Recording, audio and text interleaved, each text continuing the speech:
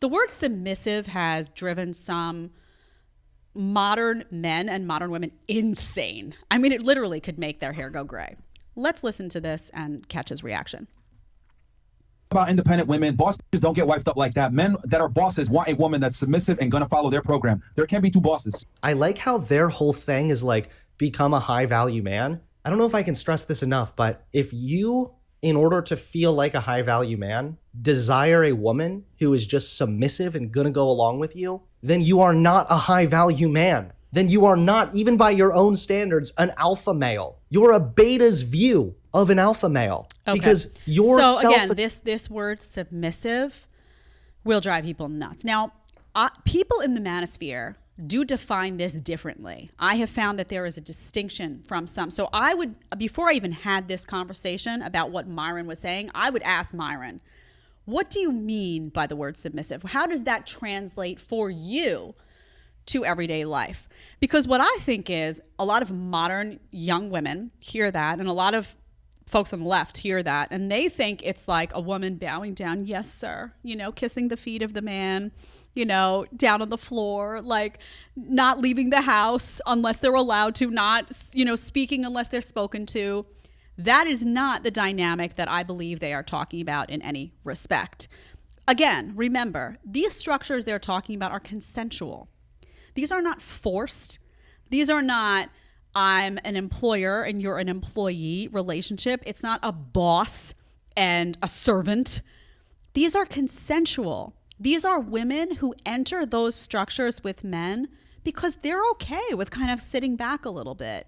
Oftentimes women who choose these guys who make a lot of money, who are the breadwinners, who, make good, solid decisions for the home, who are together, who have run successful businesses, and who they trust, by the way, they will choose those guys and say, you know what, I'm okay with him kind of being the man of the house and making the decisions. And as long as I feel respected and loved, I'm cool with it. They are opting for that paradigm in many cases. So that's one thing that needs to be understood.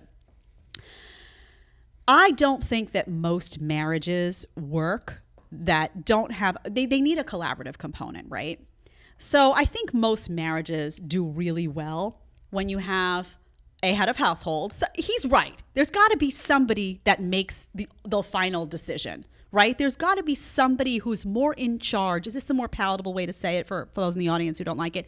There's got to be someone who is in charge of the larger picture, right? The larger financial picture, the larger picture of how all of the pieces of the puzzle work together. Both people in the marriage are doing something good, bringing something different to the table, doing something unique. So neither is disregarded, but there is someone who's kind of looking at the full picture. What they're talking about, I believe, is a structure where that's the guy. And I think the reason is that I think guys oftentimes will naturally do more of those things. They're more analytical by nature. They just are. They're more, long-term picture. They're more, thinking about finances.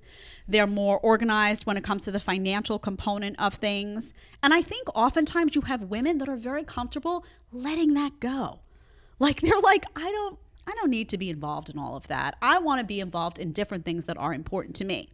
Now, does that mean that if there's a big decision about the family to be made about where the child goes to school or where, the family's going to move or any of that, that it's not collaborative and they don't both sit down at the table and they don't both share their different experience? Of course, there has to be a situation of mutual respect. So this is what I would say to Myron. If you like that structure that you're talking about and the word submissive comes from a place for you that involves mutual respect, then you have to show that respect, right? You have to, and one of the ways, by the way, that you become a guy that women will trust to be in that position and that women will say, I can lean on him and I trust him to be the head of household is through your fidelity. It just is. Women really care about that component because it means a lot to them.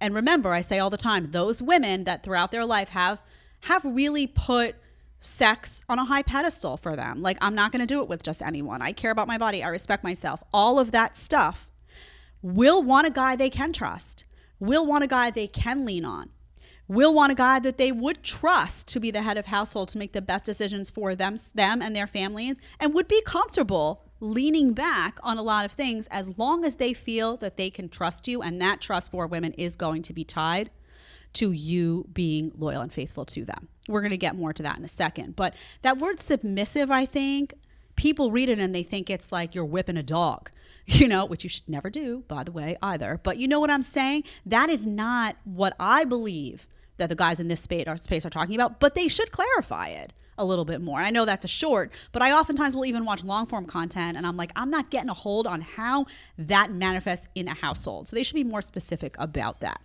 If you want to watch the full episode, you're going to click right here. And if you want to ask me a question one-on-one, you want to do a one-on-one FaceTime with a group of your friends, whatever you want, you need to download Connect right now. Click right here and let's get talking.